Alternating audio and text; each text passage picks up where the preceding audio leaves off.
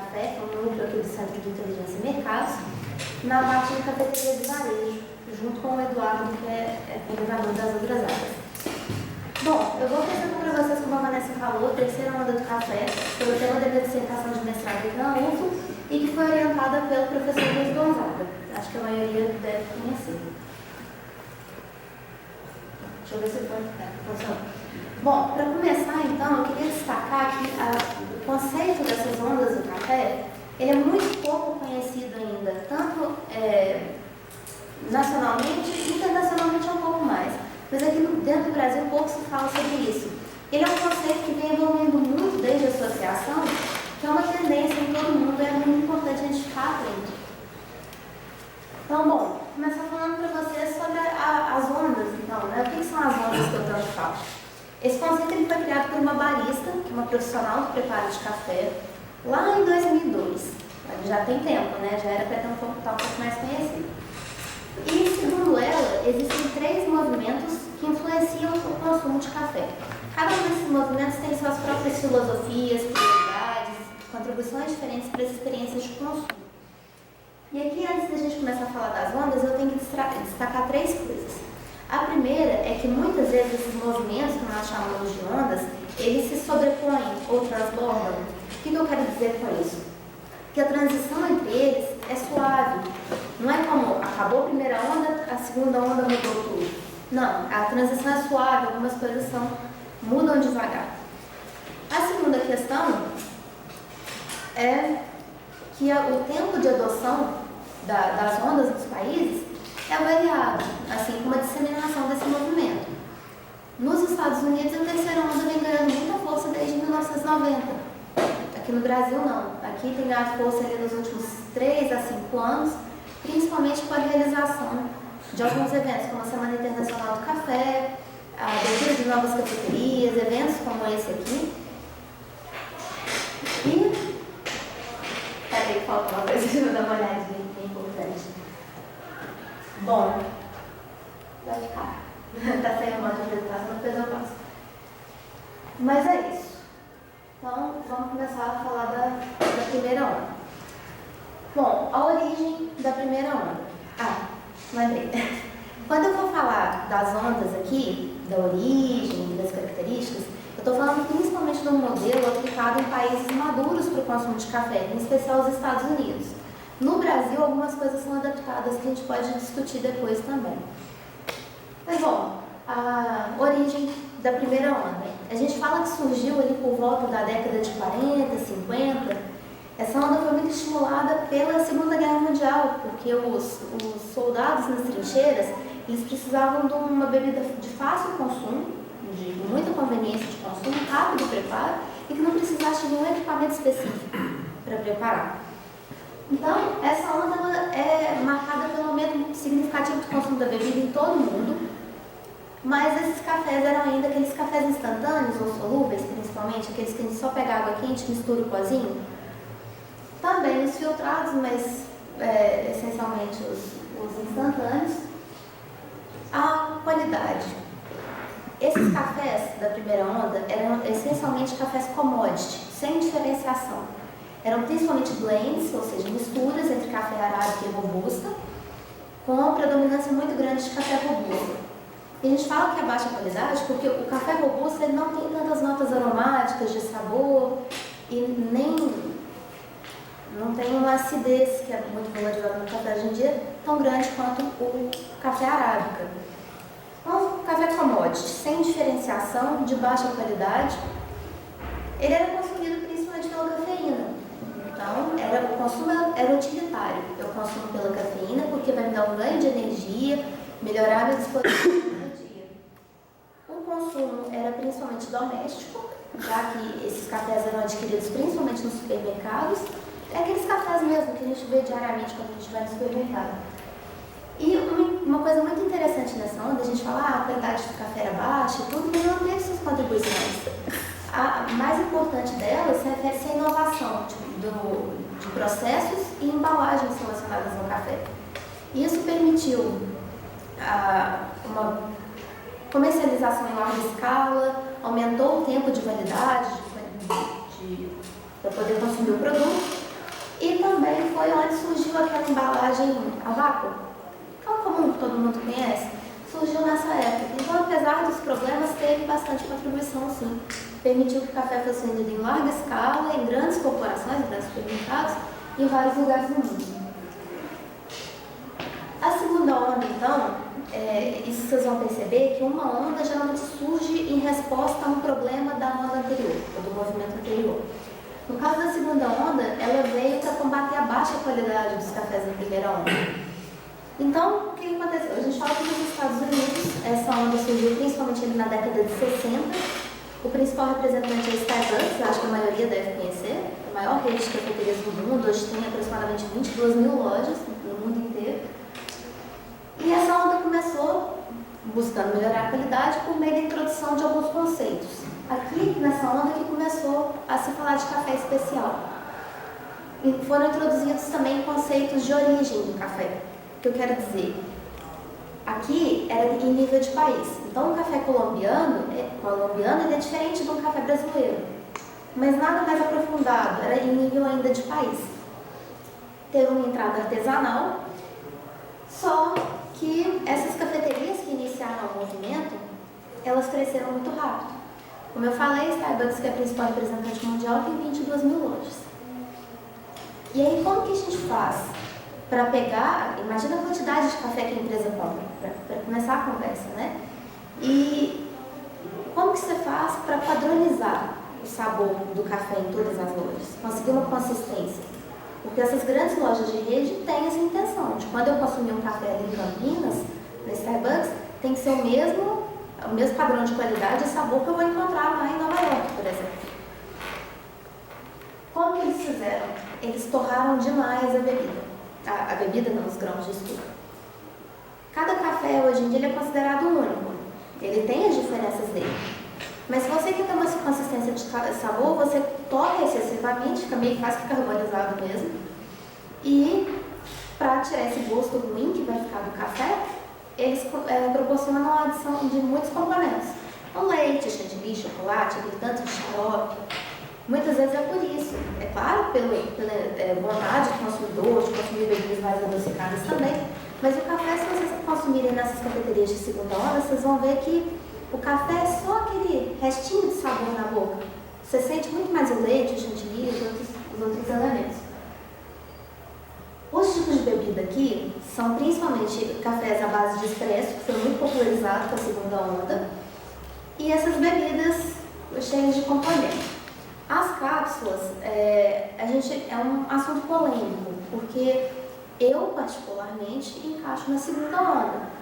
Porque a segunda onda também tem muito a ver com a conveniência de consumo, com uma melhoria de qualidade em relação à primeira onda. Não considero a terceira onda, mas depois eu explico para vocês por quê. Cultura de consumo. Quem conhece essas cafeterias de segunda onda, vê que elas mudaram completamente o sentido do consumo de café. Antes, na primeira onda, era utilitária, era pela cafeína. Agora também continua pela cafeína, mas também pelo sabor da bebida, pelo prazer do consumo e pela socialização permitida por essas cafeterias, que agora super trabalharam no ambiente, colocaram internet sem fio gratuita e vários outros fatores dentro das lojas mesmo. Então, criaram realmente uma cultura de consumo em torno do café que possibilitou também ainda um maior aumento de consumo. As críticas, então, a gente pode falar que é a perda da filosofia. Entrou artesanal, mas cresceu demais, teve que abandonar essa questão artesanal para fazer uma coisa mais em massa. Perdeu qualidade com isso e teve que torrar o café excessivamente. E as contribuições, como a primeira onda também tem, foi justamente além do ganho de qualidade, essa cultura em torno do café que a gente não conseguia antes, porque aqui começou a ser consumido não só em casa, mas muito também nas cafeterias. E passando para a terceira onda, a origem então. A gente fala que a origem da terceira onda foi ali na década de 90, nos Estados Unidos. A entrada, ela foi principalmente pela padronização do café de segunda onda. E ela tem umas características muito específicas que eu vou abordar aqui com vocês. Primeira, aqui, enquanto na segunda onda consumia esse café commodity e um pouco de especial. Aqui é só café especial. Não entra café commodity no terceira onda. Esses cafés são cafés especiais, têm nota superior a 80 pontos na escala da Associação Americana de Cafés Especiais. O que eu tenho visto é que 80 pontos já não basta. Eles querem a elite dos melhores cafés mundiais. Então o pessoal está usando de 83 pontos para cima ainda. Esse café, ele é essencialmente arábica, só café arábica, que é o de melhor qualidade. De origem única, o que eu quero dizer, enquanto na segunda onda o café era considerado nível de país, agora considera-se inclusive nível de propriedade regional. Então eu posso falar para vocês, olha, esse café aqui veio da fazenda do Sozé, aqui no sul de Minas, que tem uma altitude tanta, com certas características de solo, características de aroma e sabor diferenciadas. Tem uma atenção muito maior à qualidade do café, realmente a busca pela melhor qualidade possível dos grãos. Tem também, justamente por valorizar mais a origem, atualmente utiliza-se muito uma forma de comercialização chamada direct trade, ou comércio direto, onde as cafeterias e torrefadoras vão direto conversar com o produtor, comprar o café dele, elimina aquele tanto de intermediário, consegue destinar uma maior parcela do lucro para o cafeicultor, além do lucro que ele já vai ganhar, do prêmio que ele vai ganhar por ser café especial. E esses elos têm uma tendência muito grande de trabalho conjunto em toda a cadeia, justamente para melhorar a qualidade e a oferta dos cafés de terceira onda. Por quê? Muitas vezes a gente conversa com o pessoal no mercado e tudo. O cafeicultor produz um café, vende e depois disso ele não tem feedback nenhum. Ele não sabe como está, o que ele pode melhorar, se é isso que o mercado está querendo. Então esse trabalho conjunto facilita muito, em todos os aspectos. A terceira onda tem uma pegada grande de sustentabilidade, tanto econômica, quanto ambiental, quanto social. Os consumidores, torrefadores, cafeterias se preocupam muito mais com o bem-estar do produtor no campo e de todos os outros elos da cadeia. A comercialização é o direct trade, como eu falei. E, bom, os tipos de café consumidos nessa onda.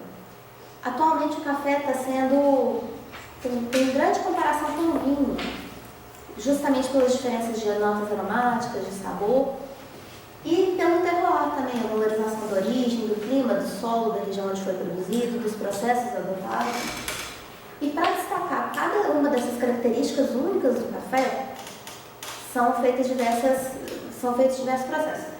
Dentre eles, a utilização de tipos diferentes de preparo.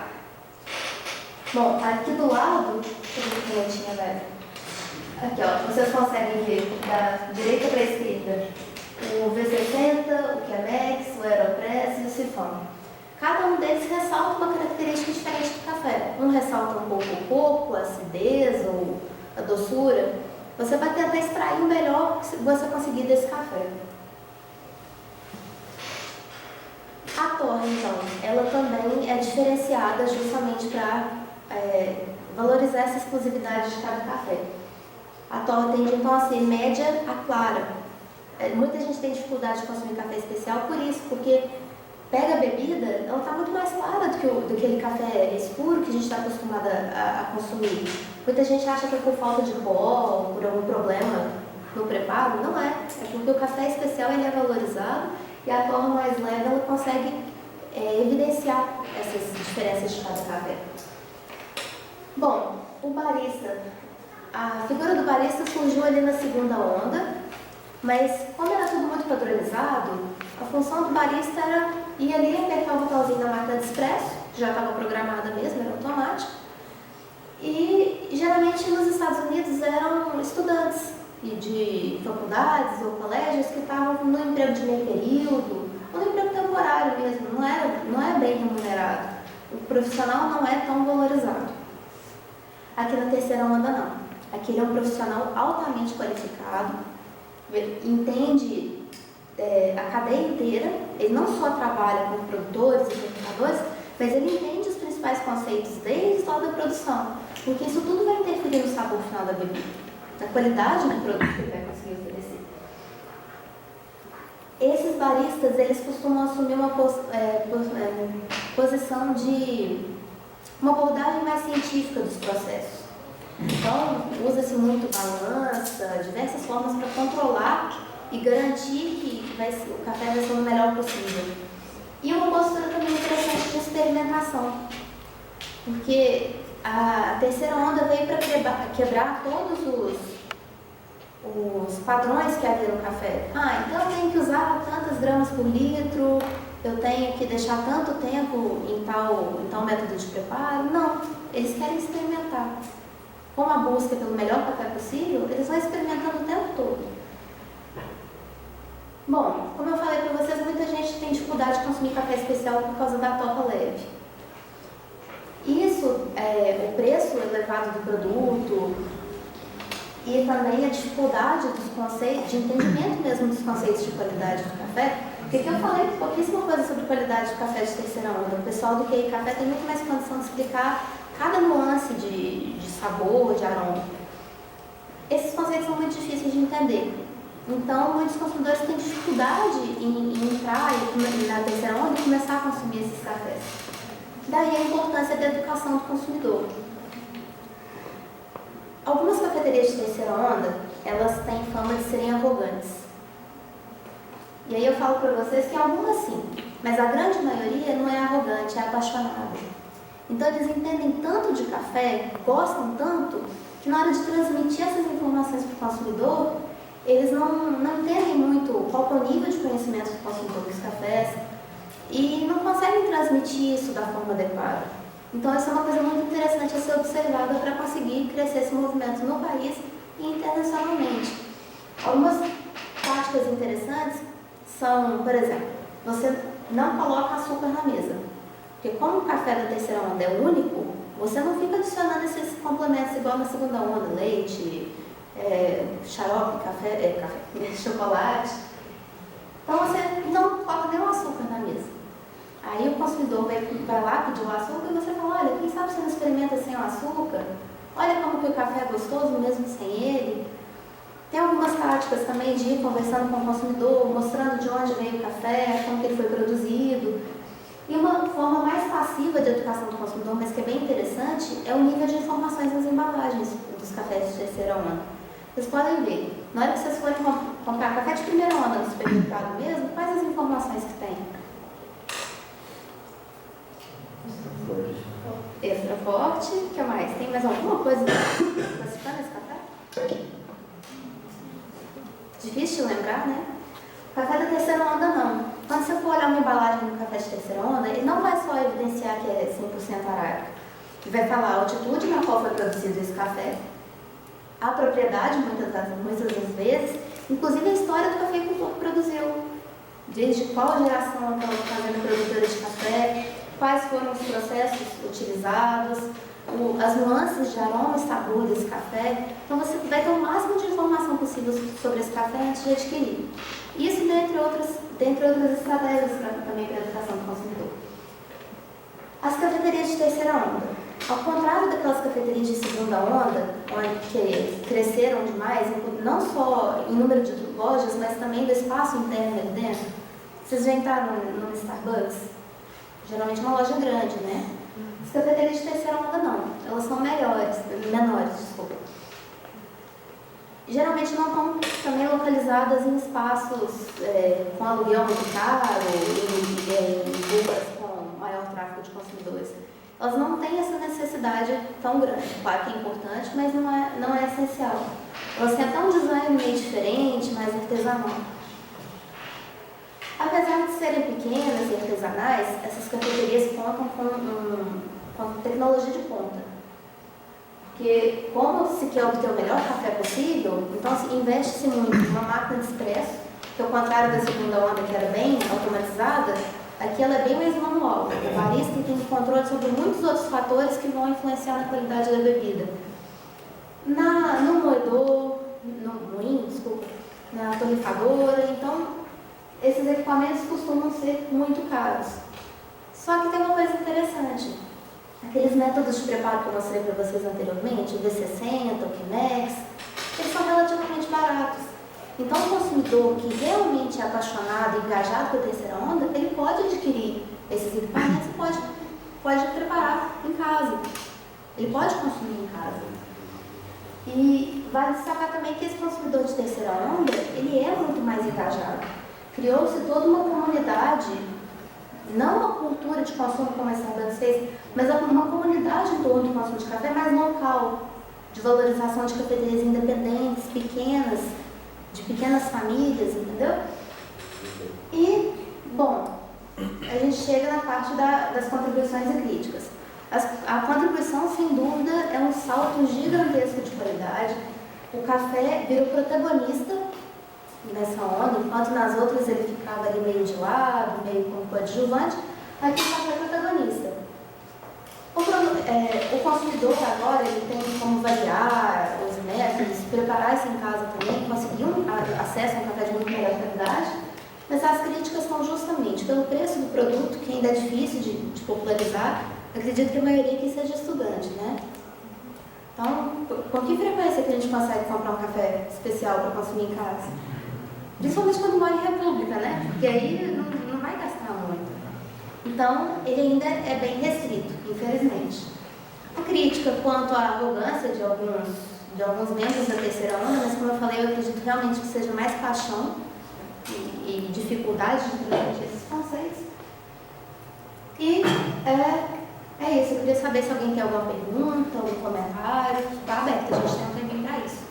Aqui em Lavras tem alguma cafeteria assim, de terceira onda? Olha, de terceira onda não. Tem cafeterias que têm um café com qualidade melhor e tudo. Mas o que eu gosto de falar é que a terceira onda não é simplesmente o café de excelente qualidade, nem só usando isoladamente algum método diferente. É toda uma filosofia por trás do consumo de café. Então, a terceira onda no Brasil, ela está mais concentrada em capitais. No São Paulo, tem algumas ali em Belo Horizonte, Contagem. No Rio eu não conheço, realmente não sei se tem. Curitiba tem cafeterias excelentes. Então, por enquanto, o movimento está chegando ainda, está em capitais e vamos esperar que ele consiga. Em Varginha tem uma cafeteria, né? Abriu agora a cafeteria da KP. Vocês conhecem a marca KP de cosméticos? Então, eles abriram uma cafeteria, parece que no shopping de Varginha, né, Vanessa? Eu ainda não tive, infelizmente, a oportunidade de visitar, mas parece que é bem no sentido de terceira onda mesmo, vale a pena conhecer. Tem em São Lourenço também, a Unique, que ela faz ali uma transição entre a segunda e a terceira onda, porque uma coisa que eu esqueci de falar, o cardápio da terceira onda, o menu, ele é muito mais enxuto, porque o foco é o café. Então tem uma grande variedade de diferentes tipos de café, mas a oferta de outros alimentos para acompanhar geralmente é pequena, não é igual uma cafeteria grande que você tem 3, 4 páginas de cardápio. Então, é isso, eu acho que eu perdi aqui. Aí, a UFLA, sendo a universidade mais próxima da produção maior do mundo de café e tal, tem uma responsabilidade muito grande de propagar esse café. O que tem no futuro para propagar isso? Porque a responsabilidade da UFLA é muito grande sobre isso. Pois é, a gente tem tentado aqui na Inova ir por esse caminho porque a gente é extremamente forte na produção, mas nas outras etapas a gente ainda não é tão reconhecido, apesar de terem trabalhos excelentes aqui dentro. Uma questão interessante é a cafeteria escola, que vai ser aberta aqui na Cantina Central, que agora virou centro de convivência. A Elga, colega nossa aqui, gestora de inovação aqui da Inova Café, ela é uma barista renomada, altamente capacitada, já fez cursos na Alemanha e tudo, e ela está à frente da cafeteria escola que vai ser instalada aqui na Universidade Federal de Lavras, ali na cantina. E a gente está realmente tentando adotar esses princípios de terceira onda, tomar um cuidado muito grande com o café, com as características únicas dele também. Eu tenho ajudado um pouco, quando posso, na cafeteria escola também, outras pessoas. É um trabalho que a gente tem um carinho muito grande. Em breve a gente vai ver ele sendo inaugurado ali na cantina, então vamos torcer para ser um sucesso. Como é a agregação do valor do café na hora que o cara vem aqui? O cara vem de fora dessa fazenda e ele vai comprar aquele café. Sim. O produtor dá o preço para ele, tem os custos dele, produção, tudo, mas ele que agrega, ele dá um preço, às vezes, de R$1.000, R$2.000, R$5.000 uma saca. Bom, então, você está falando... Qual é a pessoa que oferece o valor para ele? É uma negociação entre os dois. Mas esses cafés tendem a atingir um preço maior justamente pelo trabalho Por exemplo, o dono da cafeteria chega e fala, olha, eu queria um café com uma acidez um pouco maior. Ele vai lá com o produtor e juntos eles descobrem formas de plantio, colheita, pós-colheita, processamento, que vão ajudar a levar o café na direção que ele quer. E aí influencia a questão do solo, do clima também, na obtenção de cafés de qualidade superior também.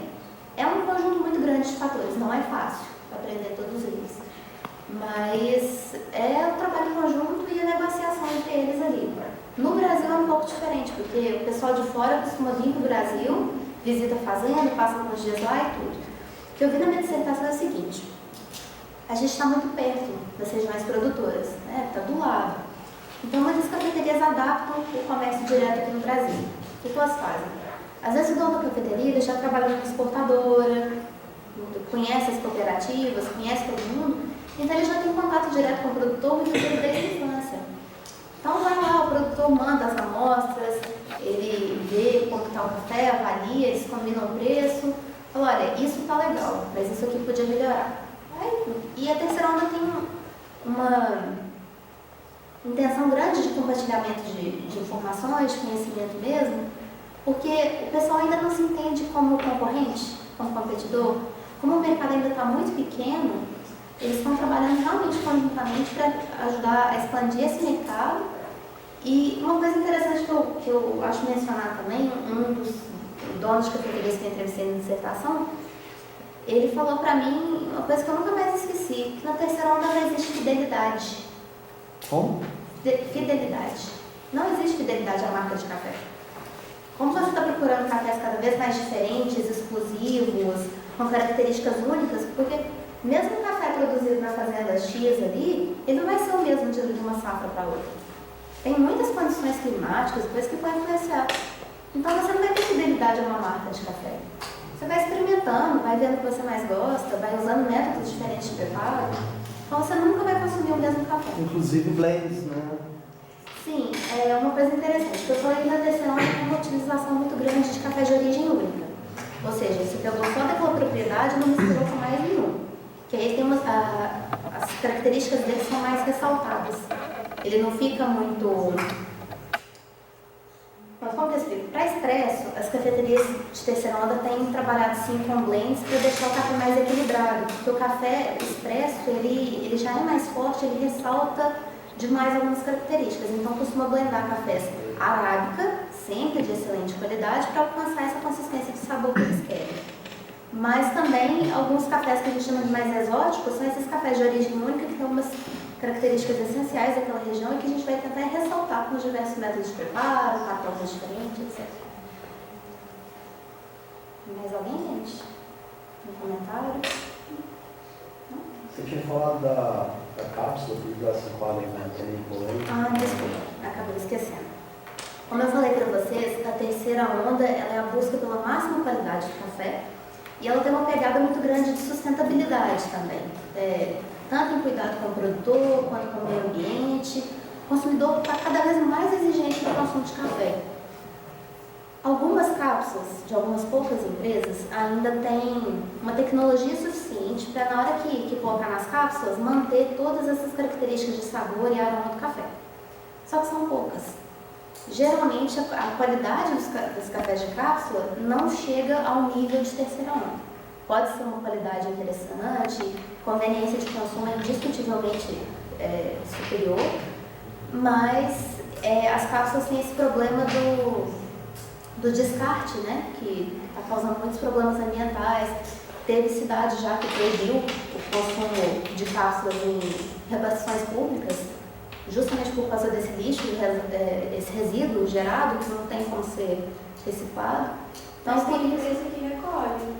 Tem empresa que recolhe, mas a maioria das cápsulas tem tipo uma lâmina de alumínio por dentro que torna todo o processo mais difícil. Então tem muita gente indo nesse sentido de tentar reciclar a cápsula, que é um problema muito grande. Inclusive, quando a gente vai procurar estudos sobre cápsula no meio acadêmico, o que a gente mais acha é isso. Acho que a gente ainda vai chegar lá, mas por enquanto a reciclagem ainda é muito difícil. Eu não sei se recicla, mas que eles recolhem para não sei como é que trata esse rejeito, mas...